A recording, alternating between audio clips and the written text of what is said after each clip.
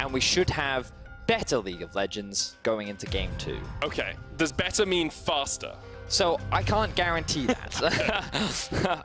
But if there are fewer mistakes, it will be faster. Fewer mistakes always mean faster games.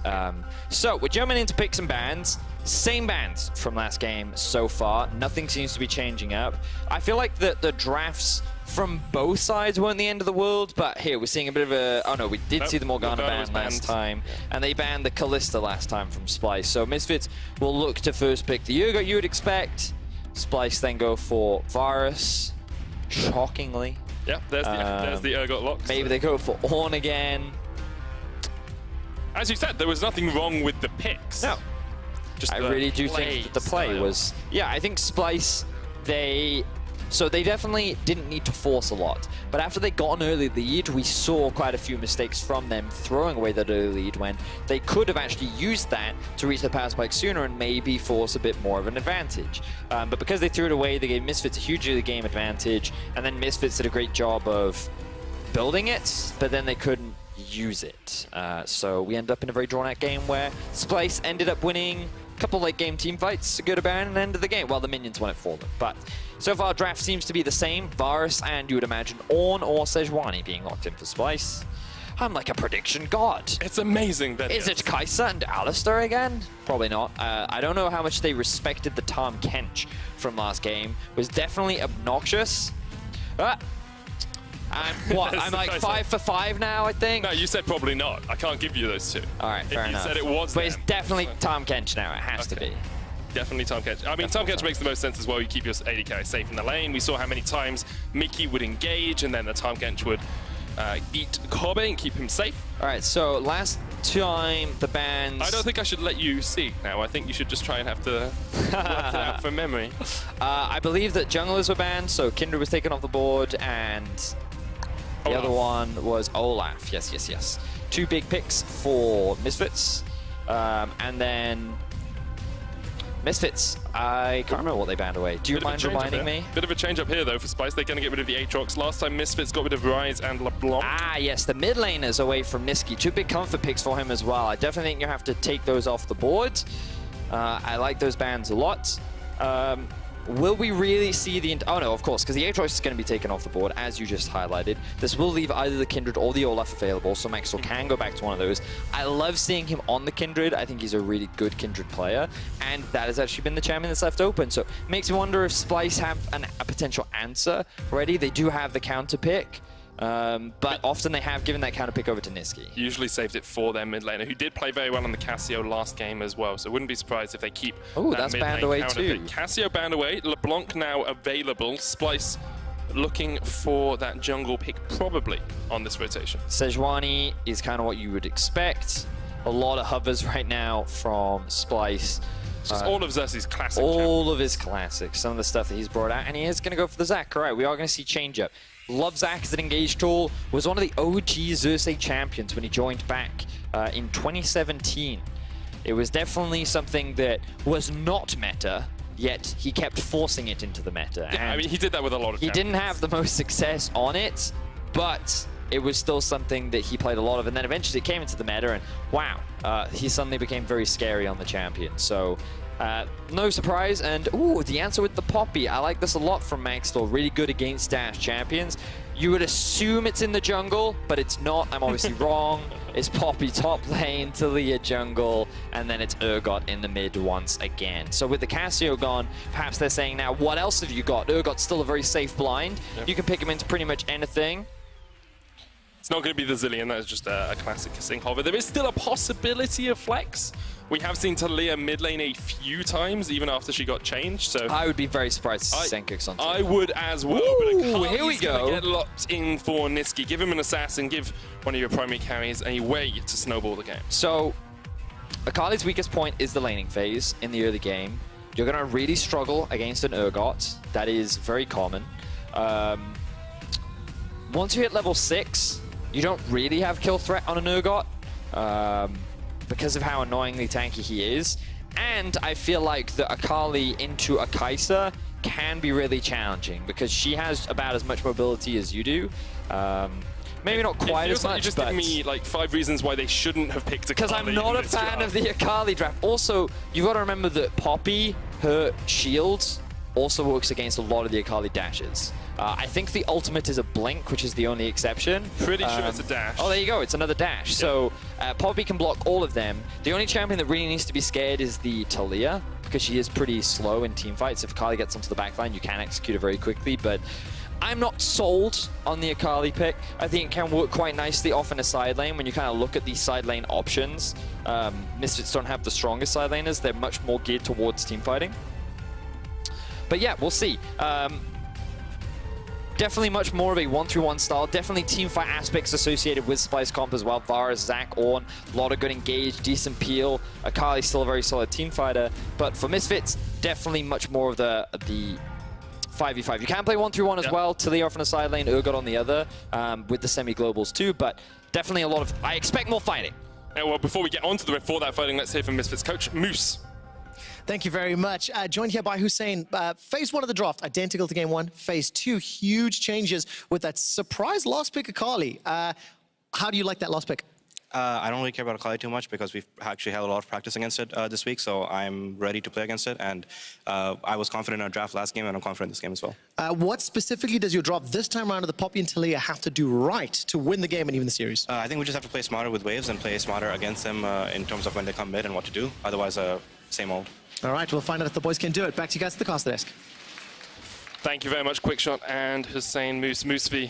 Just have to play smarter with waves. Just have to be better at the game. See, like, I feel like that the wave management was pretty good. It was just what they then did with the wave management. Maybe that's what he's talking about. Perhaps that's what he's It's the next step, the next stage of the wave process. Well, what are we seeing at this level 1?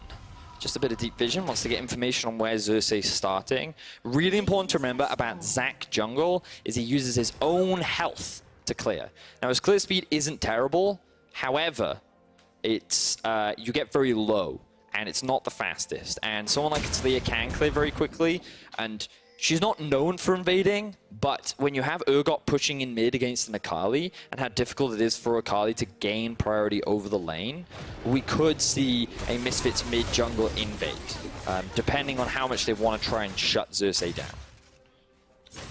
Keeping that Zac under wraps would work out incredibly well for Misfits. Question is whether they can do it. Yes, that is the big question. Also have my eyes on a couple of the variations that we're seeing. Remember last game we talked a little bit about how you're not seeing electrocute on junglers anymore. You're also not seeing it on Akali. She's running the fleet footwork with the domination tree in there as well, and she'll have taste of blood combined with the fleet footwork for extra mobility, but also insane lifesteal.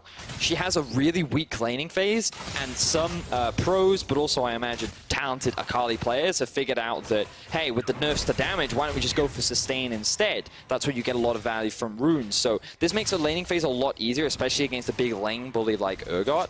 And so you'll just notice how much Nisqy will be able to heal back with the combination of the two, along with the Q once you reach that certain energy level. Maxwell has decided to stick with the electrocute on this Taliyah though, just looking for a little bit of extra burst whenever he gets those ganks off. Expect him to be a little bit more active in the early game than he was in game 1. Interestingly, claims control of both of the scuttles, and then instead of going to his blue, he stole a bit of XP. Instead of going to his blue, he's now going to go to Xerxes' blue. Has push in mid, has pushing bot. Yep. And Xerxes will realize that this is not the easiest contest. So here's the counter jungler we were talking about. Xerxes, he's pretty healthy because he started on the red buff, so he gets that regen, but you can't fight a Zac. He is a mid to late game champion. He is not a skirmisher, and he can't really contest anything. So you just concede it. Maxwell, knowing that he has this pressure, looking to invade, and he's not slowing down. He knows he doesn't need to. He knows that in any kind of fight that he will be stronger, but Xerxes does a good job of securing the wolves. So Splyce walk away with at least something. Not with their Gromp. That's going to get taken away by Maxwell as well. He's got to be careful, though. You can see Kasane quickly rotating up. Probably on his way around as well, but for the moment it looks like Maxwell will just be forced out of the jungle. Game 1, Mickey on his Alistair did not have the best of times, tied for the most deaths of any player across any role this split in the EULCS. Ugh, rough. Yeah. And this guy has had a lot of praise throughout the split as well. Remember that during the 9-0, he was a big part of that. Things like his Alistair, Rakan, Braum. all very, very big comfort picks that he found a lot of success with. And you think back to some of the insane Rakan plays that he made during the regular season, everyone considered him the best support, or one of the best supports in the league, especially mechanically. But then, coming into playoffs, he made a lot of mistakes, especially against Fnatic. You look at the third place match, he made a lot of mistakes there. And now, in game 1 of this Gauntlet matchup, he was one of the big reasons why Misfits ended up falling behind due to a couple of haphazard fights that he tried to start. So he's going to be pivotal as he goes in again. Doing it again, straight onto HunSummer. Xerxes jumps in, turns the fight around. HunSummer down, Mickey not in a good position at all either. Splyce get the double in the bottom lane. This is a perfect start for Splyce. It is the bot lane that ends up finding the early kills once again, and Mickey, he's just trying to abuse the fact that Kasing's W has a very long cooldown. He wants to attack Kobe in that window, but after going for that all-in, Xerxes was lying in wait for the punish, and Splyce end up finding first blood, and Kobe's on a start of a snowball. Yeah, you don't only lose the 2 kills, you lose the wave to the tower as well. You lose any pressure in the lane from now on out, because you've got a Bilgewater Cutlass compared to double dagger for HunSummer. Splyce, we thought it was Misfits that would play around their bottom lane. We thought it was Misfits that would try and get HunSummer ahead. Well, Splyce have been doing incredibly well at playing around the bottom side of the map. The thing is, on the Kai'Sa, you don't need her to snowball. You don't need to try and force these plays. And while I understand it, the fact that they don't respect the potential for the gank from Xerxes effectively enables them to die. And the thing is, so Misfits shouldn't expect it in the sense that Xerxes has no jungle camps bot, so like, why would the jungler be bot side, right? But they don't have the vision. Zac can take these creative ganks, and they end up getting punished for it. So, great start for Splyce. Last game, they threw it a little bit, tried to go for a fight that they shouldn't have. Let's see if they've shored up those mistakes and can better utilize this early game lead they've now built. What Maxwell has to do is he knows that his enemy jungler spend a little bit more time around the bottom side. He knows he can skirmish, come in, contest these quirks, contest the Razor Beaks as well. You can see Xerxes having to flash away that Alfari. Level 6 already on the Poppy. Works out as a great pick when they get into these team fights, but until then it's just about pushing into the Ornn and the Ornn pushing back at you. Yep, and Alfari, he does have that pressure as you identified. He's working with the jungler. Mid has priority as well. And Maxwell just continuing to invade. Xerxes now has no flash. Here comes Niski. Does have level 6. Flashes in with the perfect execution. Maxwell, what was that damage? He's done. Niski gets the kill. Now he's on the wrong side of the map, but Xerxes on the chase. Ornn on his way down as well, as is Alfari. Niski has the blast cone, will knock himself to safety. Poppy's still coming around here, but Niski should just be able to back away towards Xerxes and Odo. Now remember, the one champion we said needs to be careful of Akali was Dalia. And that's because of how squishy she is. She'd already used, actually I'm not sure if she used the E or not. We'll be able to check that out in the replay, but that's just Akali damage. She used the ulti first to land the initial stun, and she didn't actually end up losing any farm. So this is fine from Niski. Ends up coming in, Flash gets the small stun, then uses the passive auto into ult, into second auto with Ignite. Doesn't even need the E to close the gap. Very quick and clean kill from the assassin. And even though he's a little bit behind, Niski is getting ahead in terms of kills. He's behind in CS, about 12 or so. Has now the Hex Tech Revolver, building up towards the Gunblade. And when we see Akali's get that, they start to be able to roam around the map and actually influence lanes other than their own. Because killing Senkux, as we've said, is basically impossible. The shield the Purge gives him, the tankiness that is inherent on Ornn as well, just makes it very hard to trade in that lane. It's also just Urgot, right? Yeah. Like, he's not the scariest champion in the world. Yeah, he's solid, he does damage, he's tanky, but he's also not the champion that's going to carry you the whole game. That's HunSummer here on the Kai'Sa, probably. Maybe even Maxwell on the Talia. Yeah, and so far, both of them are at a deficit. So Splyce feeling really happy with how things are going. The Akali, the fact that you found an early kill is great, because it kind of makes up for this early gold deficit that you find yourself in, working towards the Gunblade. So everything looking good for Splyce, feeling much happier. They don't need to force anything right now as we approach the 10-minute mark. Yeah, something Splyce have done actually really well across the course of this series thus far is keep Odo Omne in check as well, because in quarterfinals we saw him really struggle against Schalke. Lots of isolated deaths, was behind in CS, was dying a lot as well. In game 1, played incredibly well on the Ornn. Now they put him back on the Ornn duty. He's looking strong, isn't overextending. If he can keep this up, Splyce seems to have shored up that weakness. Yeah, Splyce said to Odo, you are now on tank duty. You must survive, provide, engage. And he's been doing that. Been holding his own against Alfari. He did find that one isolated death last game. Yeah, that doesn't count. They teleported behind him. But the team ended up getting an Elder Dragon off the back of it, so I still think it was worth, you know, dying for the cause. Definitely having a much better series this time around, and wants to make it to Worlds. See whether or not he can do it, as we see a dive set up in the bot lane for Splyce, but with Maxor around, they can't come in. Can't go for anything further. Of course, the team that wins this series will face up against G2 tomorrow, and then against Schalke on Sunday if they then win again. We've never seen a team go from the lowest round of the gauntlet into Worlds in Europe. Yes. C9 have done it once in NA, but Genji on track to potentially doing it. That's true, that's true. The world champions having to run their way through the gauntlet. And one of these teams may face them in just a few weeks' time. We'll be playing through the play-ins, of course, and now with the Infernal Dragon up 10 minutes in, Splyce going to try and secure that for themselves. 1,000 gold ahead. Looks like Misfits can't really contest. So Splyce utilizing their pressure well. They do have a CS advantage in bot. The Blade of the Ruin King is very close to completion for Corbett. Misfits on the back foot in the early game, and they're a team that once they fall behind struggle to get back in, and now we see again. As he jumps in, great knock-up. Chain of Corruption used on Mickey as well. They're going to try and chase him down, but the Unbreakable will keep him pretty tanky. Yeah. And actually looking at it, there were so many tools for Misfits to stop any Xerxes engage in the late game, because you have the Steadfast Presence from the Poppy, you've got the knockback from Talia, you've got the Alistair knockback, you've got the E from Urgot as well. I would be very impressed if you could land a Talia W onto... Hey, these guys are professionals, buddies. Okay, this isn't your solo Q scum that you see sometimes. Okay? For a pro player to react that quickly, that would be... It's predictive. Very impressive. Yeah, you'd almost have to predict it. I'm pretty sure I've done it once or twice. But the more consistent one is the E. So you throw that out, and then Zach jumps in, he loses a chunk of his HP because he's just dashed through all of your rocks. But yeah, you're right. When Xerxes looks for an engage, there's a big risk of his engage falling flat. And a lot of props to Mickey there, noticing it at the last second, throws down the Q to interrupt so he doesn't get knocked up. The Varus ultimate did come out, but then he had his ulti to just break free. Now Misfits, after recognizing the bot was kind of falling apart and they lost the Drake, they swapped towards topside where... Oh, there's a big chunk, has to flash away. Xerxes was channeling in the Elastic Slingshot, but will not use it.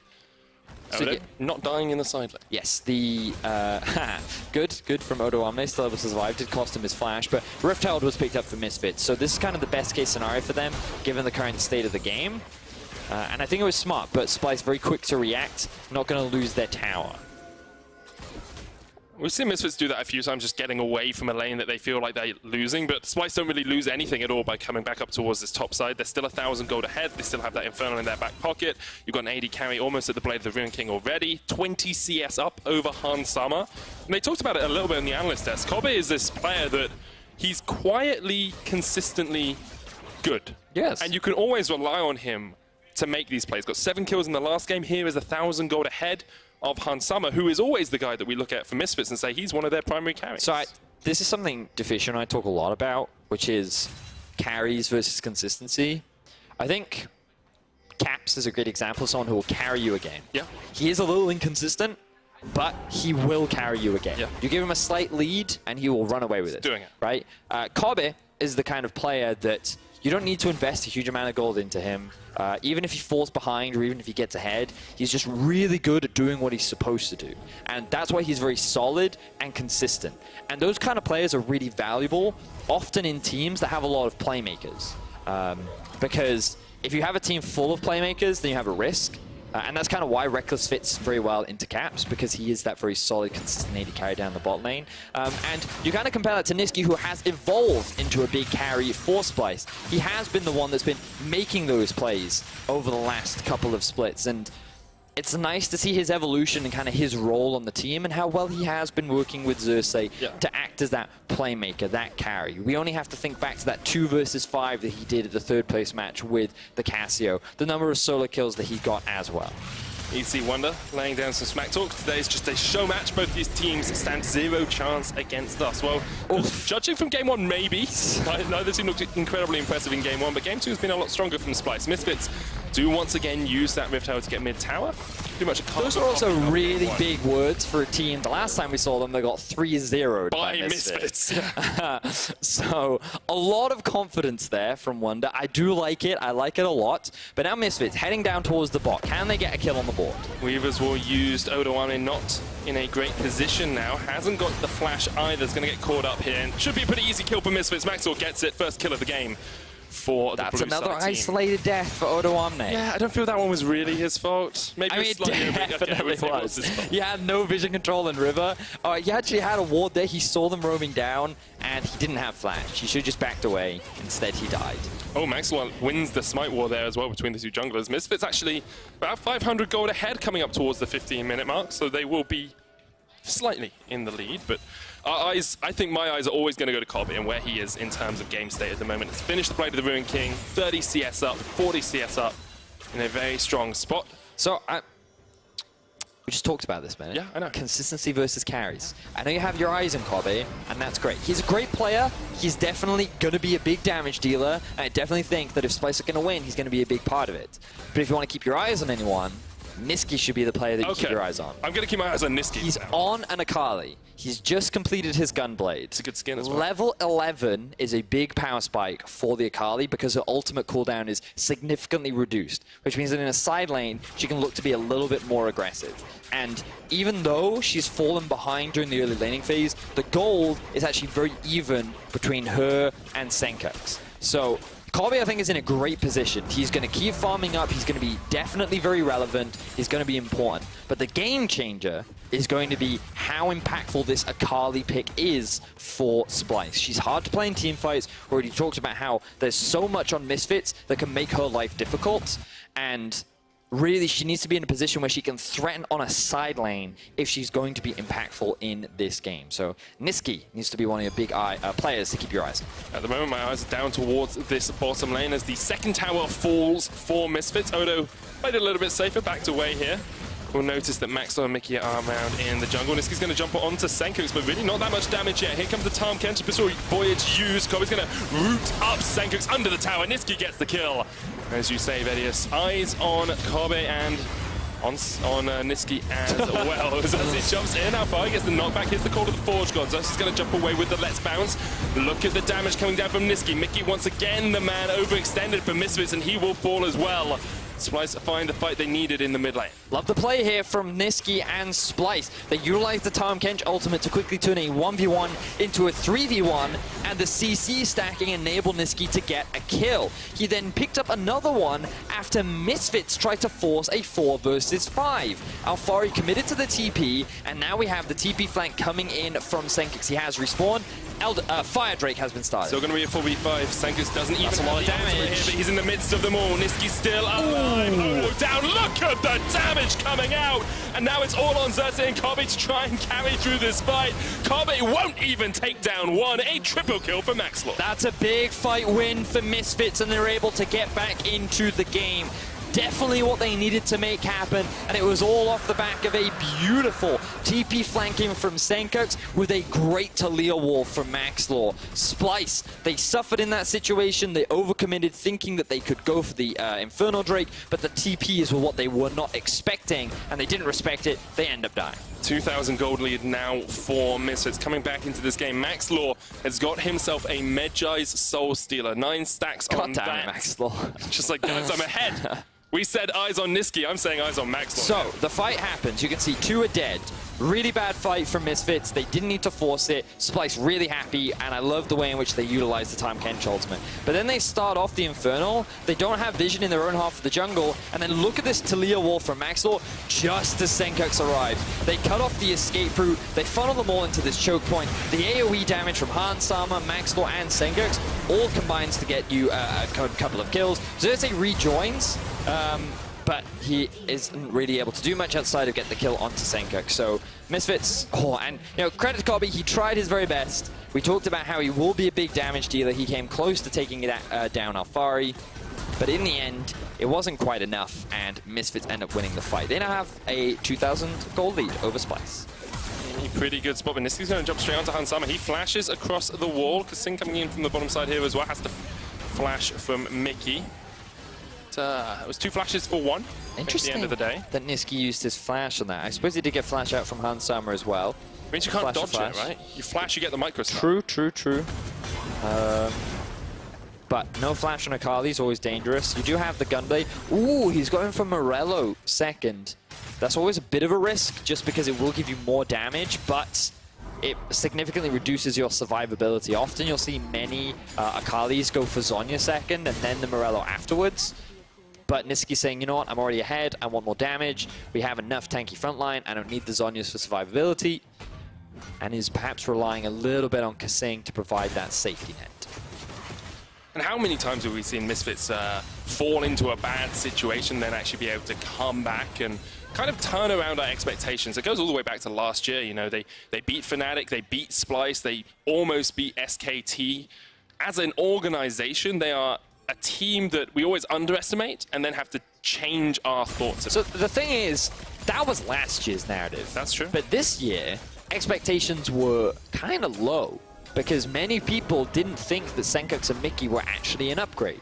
Many criticized the decision to make that change, and then last split, they failed to qualify for playoffs. And many people said, told you, wasn't a good idea, the change didn't make sense. They then said, nope, we believe in the process, we believe in the growth of our players, we believe in our coaching staff, you just got to trust the system.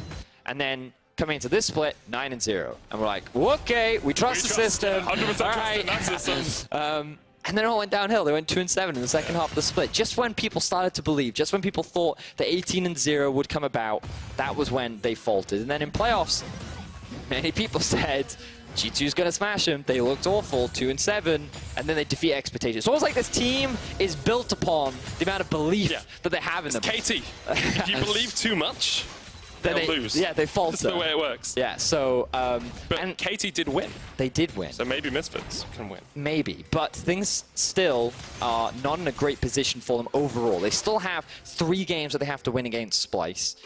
Then they have to go through 2 more opponents in the gauntlet who get to see everything that they bring. And now we see Odo maybe getting caught out. Odo flashed away. Hansama did use Killer Instinct. Here comes the call of the Forge God as well, just to try and keep them busy. There's engage in mid. Joining. It was a bit of voyage, but it was cancelled. There's engage in mid, as you say. Splyce is trying to find the fight in the 3v4. Nisqy jumps in. Perfect execution here from Splyce. They get 2. And Senkux has to run for the win. Interesting. Mickey tried to interrupt the join-in from Kasing as Misfits tried to force a play down bot, but by interrupting it allowed Splyce to actually force a fight in the mid lane. Nisqy picks up more kills and Maxtor is dead. The Baron buff is alive, and Cobbett, he has 2 items completed. They're just going to shred through this objective. Kinsu's Blade of the Ruin King already down to 9,000 HP. Odo fighting in the mid lane against Hansama. Here's Senkux and Alphari joining the party. Ultimate available for Alphari if he needs it. Now Senkux does have the spellbook. Will he swap towards the smite? No, Splyce looking for a fight. Jump forward, Xerxes takes the chains. Odo in the midst of it all as well. Alphari still so tanky. Senkux pulls him in. Beer Beyond Death, that's 1 down, and now Splyce, as the Baron resets, they have to run away. So that means that nothing big gained there. It ends up being a 2-for-1 fight in favor of Splyce. They will lose control over the Baron. Hansama, cheeky, starting that one off. Lands up to Nisqy. No ulti just yet. But Mickey can go in with a flash engage. Nisqy gets away with Hexa Gunblade, but Kasing will fall in his stead. Another one down. Misfits might even look to force straight towards the Baron. Well, still risky with Xerxes still being alive. Odo Omni about to respawn in 7 seconds, has TP. Do they take the gamble? Yes, they will. They've got teleport up on Alphari. He joins. There's the control ward in the back of the pit. 10,000 HP left on the round. Mickey trying to act as the bouncer once again. TP into the mid lane here by Splyce. Mickey doing exactly what he did in game 1. He's waiting on that combo. Odo now joins. Here's the call of the Forge God. Mickey with the knockaway. Xerxes channels but doesn't get the jump in. Look at the damage in the pit though. Maxlaw is so low, but he survives. Baron taken by Hansama as well, and Misfits get out clean. Wow, Maxlaw just barely surviving, and Misfits secure themselves the Baron. Very close set of exchanges that all started off with Splyce looking to be the ones to secure the objective. They will be able to get an Ocean Drake as a bit of a consolation prize, but what a series of events. I believe the replay isn't going to be that long, so remember, this all started with Misfits trying to get a kill onto Odo Omni in the bot lane. They failed to do so. Then Kasing tries to use his ulti to join, but he isn't able to do it. Then Splyce end up winning a fight mid, they go towards the Baron, they're feeling confident. But after losing Odoamne at the beginning of the fight, it ends up being Misfits that can commit to the Baron. Mickey is able to zone Xerxes away completely, and just before Maxlor loses his life, he ends up smiting away the Baron to get health back. Misfits are able to lock down Odo to prevent him getting onto Maxlor, and now all 5 members sit with the Baron in their back pockets. 4,000 gold lead for Misfits. 3 items almost completed on Hansama as well. Has the Ginsus and the Banshees now building up towards that Nash's Tooth. The big loss for Misfits in that last set of events. Glory stacks. Down from 9 to 2 now on the Medjai Soul Stealer. Travesty. It's a big shame for Maxwell. Who's anyone that ever buys it, you know is going to die. It's just a transit of properties, you know? It's bound to happen. Here comes Mickey channeling. Hex Flash doesn't go in. I was like, Could have donut though here. There's a big engage onto Hansama. Call of the Forge God is going to connect. The Chain of Corruption was used as well, but Splyce just forced them away for the moment. Senkux is pushing in the mid wave. Yep. Has Exhaust and Flash at the moment with that unsealed spellbook. He's going to try and rotate, but Senkux just gets away. Good awareness Wave there. Cleared once again, and they're going to lose bot tower because of this. So Misfits pushing their advantage much more aggressively this time around. They've secured 1 tower. Can they secure more? The lack of a Cassiopeia on the enemy team definitely makes things easier for Misfits to siege. There's the Talia wall. Weaver's wall used, but Odo can break through it, of course, on the Ornn. Zessi looking for the engage. Steadfast Presence knocked him back. Mickey with the re-engage. Kobe on the back line, still safe to do the damage. Let's bounce. Brings back the Alistair. That's not really the target you want. Kobe takes a chunk to the back. Fear Beyond connected, but didn't have the damage to take him out. This is much better stuff for Misfits, though. With this Baron buff, 25 minutes in, they have broken the base of Splyce. Ski doesn't want to commit. Will just back away, but that's a big inhibitor gain for Misfits. 5,000 gold now. This time, they've actually been able to break into the base. Last game they had this gold lead, but they didn't even take an inhibitor tower. This time around they still have the Baron buff up. It's got around 30 seconds left, and they want to use it as much as possible.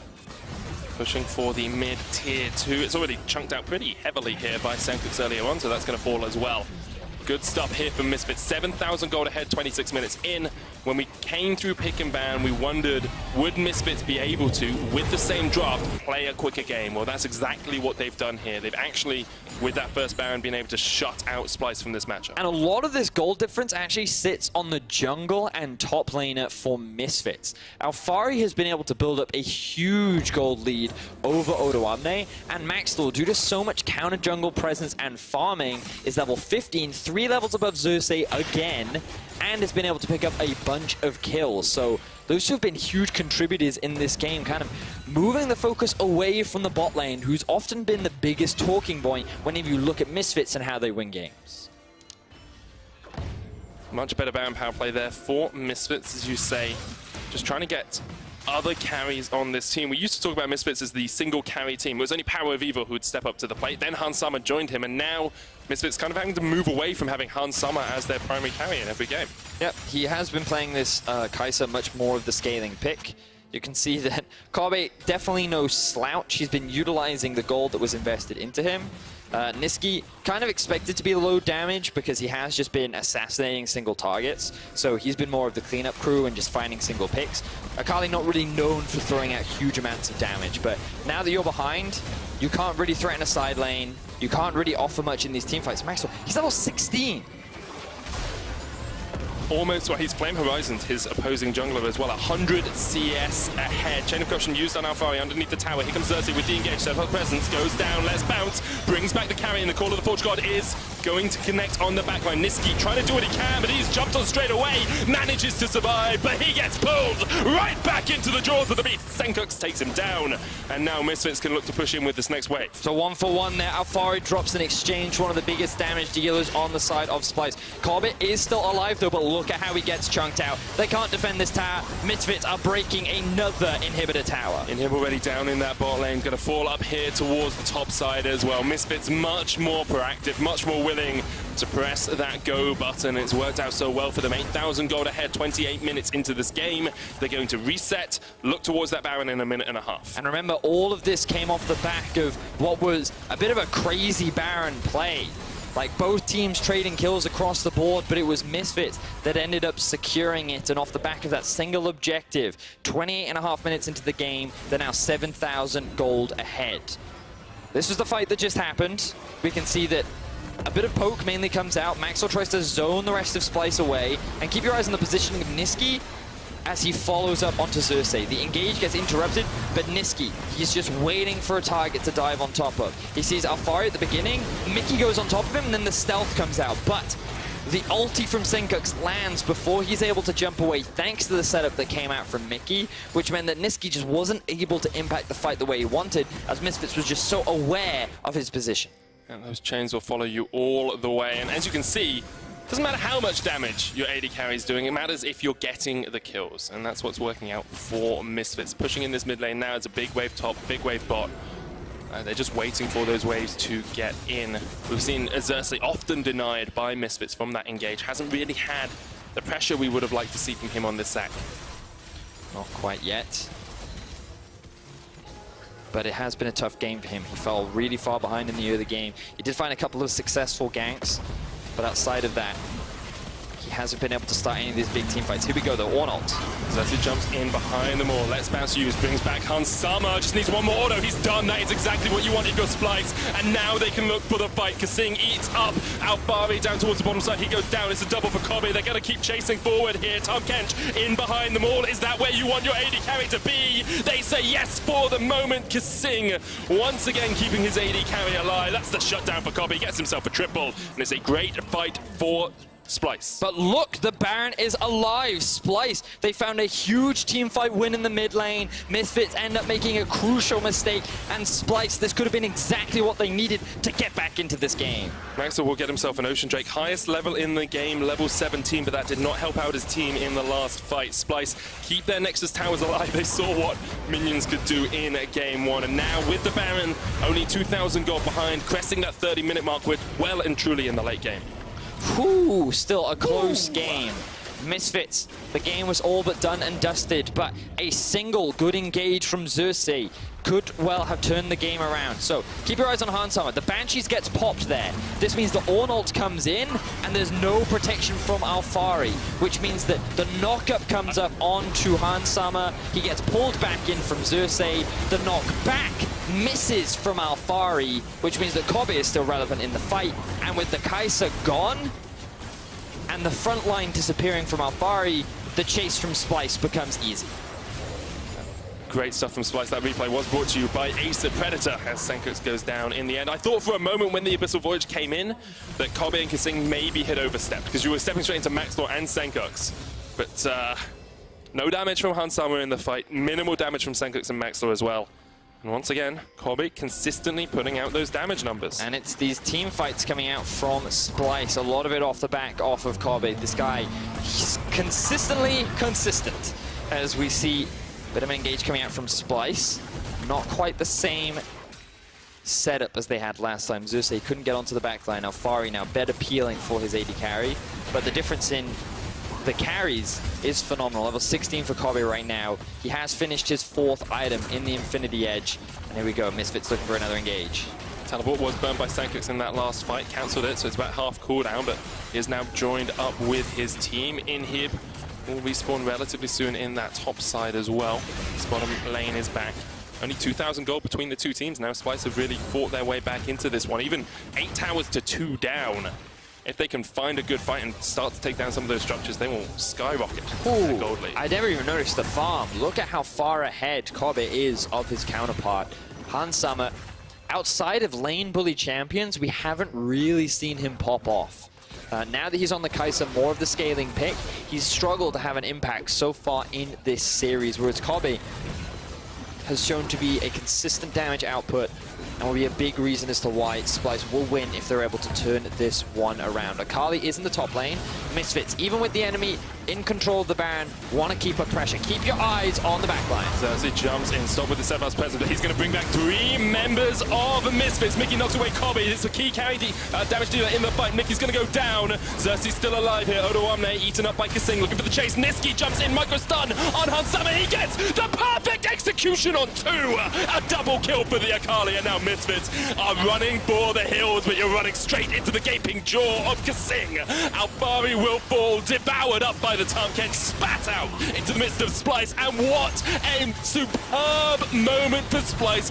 What a fight. They defend their base, and they are still alive. Another fantastic team fight for Splyce, and it all comes back off this engage once again. Hansama gets knocked up by Odoamne, a three-man pullback from the side of Xerxes. Mickey does his best to keep Kobe busy, but he dies before the front line of Splyce does. Senkox and Maxwell get chunked down, and look at Niski here. Has the double execute into Auto, into Zhonya's, results in an easy chase from the side of Splyce. Beautifully played, and this time round, it was that much harder for Kobe to really get onto the backline. Now, Splyce, they're just running it down mid. They're going to secure themselves their first inhib of the game, but they can't look to end it just yet. And replay was brought to you by Acer Predator, and it gave Splyce a 3,000 gold lead.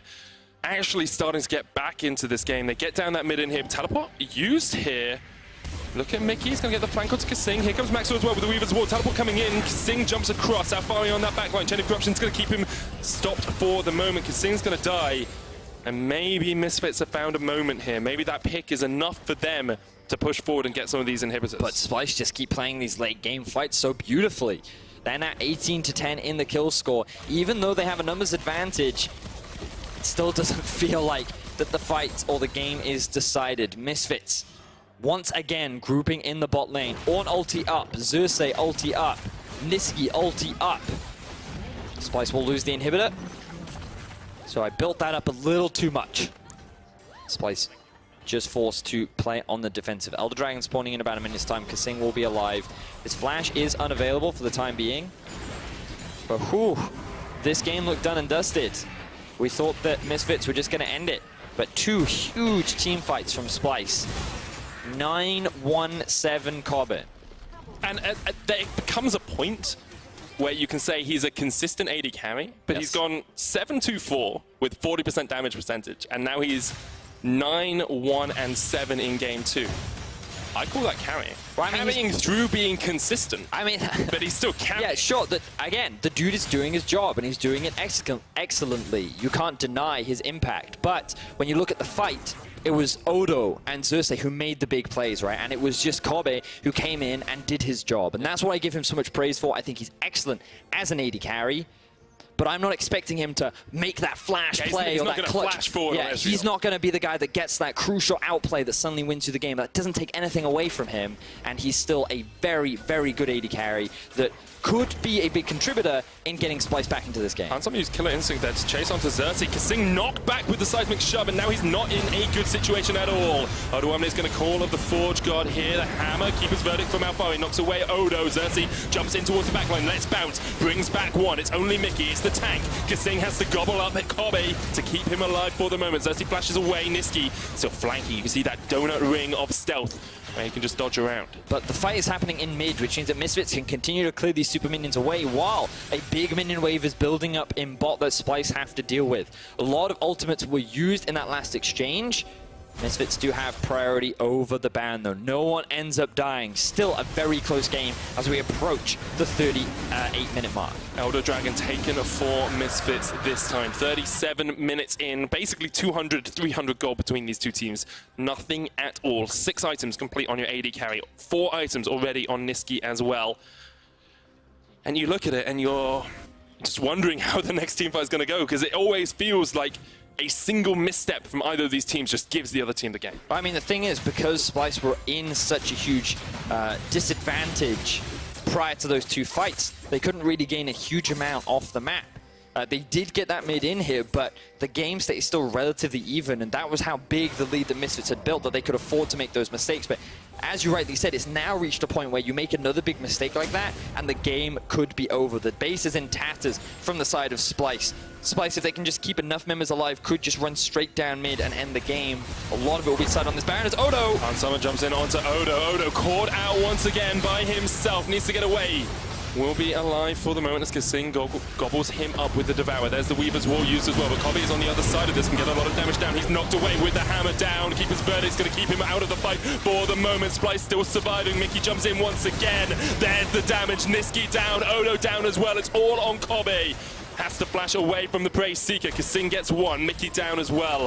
It's going to be a 3-for-1 trade in favor of Misfits, and now in a 4v2 they can push for the base. Oh, that ultimate from Alfari was huge. Knocking Kobe out of the fight meant that so much of the damage from Splyce just disappeared. They now still have the Elder Drake. They have super minions pushing in bot. Misfits looking to try and end the game. All on Kobe and Xerxes to try and hold on to this game for Splyce. Misfits pushing in. Just 2 Nexus towers between them and equalizing this series. There's one already down. Xerxes in the midst of it all is not in good shape. He's done. Kobe knocked into the wall as well. Shut down by Maxlaw. And Misfits are going to strike back and take us to 1-on-1. Much more action-packed in the late game. A lot more fighting. Definitely closer. Misfits, they wanted to end that game faster, but Splyce showing the capability of their late game fights. Xerxes finding those good flank engages. The fact that we saw Niski getting some great plays on the Akali, and of course Kobe. 9-2 and 8 at the end of that game. He had a phenomenal performance. He was a huge part of why Splyce were even able to come back in these fights. But unfortunately, in that final fight, he was knocked out. It was Alfari that made the play to remove his damage from the last engagement, enabling Misfits to finally win the fight and come out with a 1-1. Much more what we wanted to see from Misfits. They were actually able to speed up their game. They stopped Splyce from being able to really delay the game, really stall that game into the late game. And if you're Misfits now, you look at that, you say, okay, we played a similar draft 2 games in a row. Pretty happy with how it went in the second game. Well, you're satisfied? Your early game was better for Misfits, but at the same time, the fact that they did lose that big late game team fight to Splyce, definitely something they need to shore up, because Splyce just showing that their ability to fight seems that much stronger than Misfits. Seems really good at the moment. We're going to break down that game too, over at the analyst desk. I love the way you just gave that over to us, Medic. We are here at the analyst desk, and we have it 1-on-1. We have to say, when we were watching that, it felt like Misfits was really in the late game, clawing themselves back out of the jaws of defeat. I think all credit to them for turning that game around in the end, because if you lose this one, of course you only need to, but I think you just go under in 10 minutes in game 3. Yes, first statement after this game, most important win of the entire year for Misfits. You are 100% losing 3-0 if you lose this game. Yeah. After, once again, you actually get some sort of lead. It looked like, okay, they're going to get it, and then bam, you know, everything just... Even an empty chair there. There's no Alfari in this chair. There's no Alfari now. That is a really good sign, because... It is, actually, yeah. It really felt like Misfit kind of... You know, it's really hard to tell. I would really like to have more insight into this as well, but it really felt like they were kind of falling apart. We're not really on the same page for what was going on. With this win, I think everybody got a lot of confidence, and the mental swing is really, really important here. And I think this is exactly what Misfit needed, and now we have really serious on our hands. Absolutely. And I also want to say, listen, we were all after game 1 kind of sad. Yeah. Because that was some bad League of Legends. After seeing LPL today and we have LCK. we all read everything the community is saying, and we all agree with you guys. It was not great.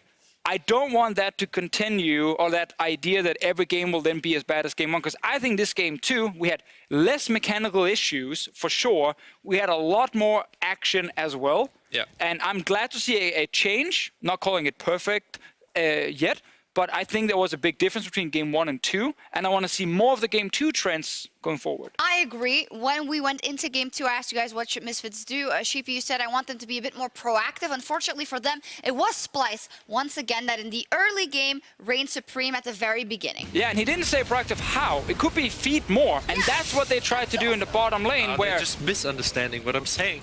My original win condition to Misfits of, you know, winning the bot side with engaged support has definitely not worked out for them. No. This was a good gank, obviously, as well, but very easy kills. And we got scared. We're like, okay, Splyce is going to take this game now. Yeah. Indeed. Really good again from Splyce earlier. If we take a look at picks and bans, and the reason why I want to show this replay again is because it is exactly what happened in game 1, and Misfits actually has a lot of the same tools that they did in game 1. So what was different then about both their draft or the way they approached the mid game for Misfits?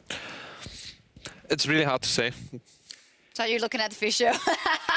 Less skill shots and combos were missed. That definitely helped. What do we pay you guys for? That statement right there, that was a big one. Put in the check.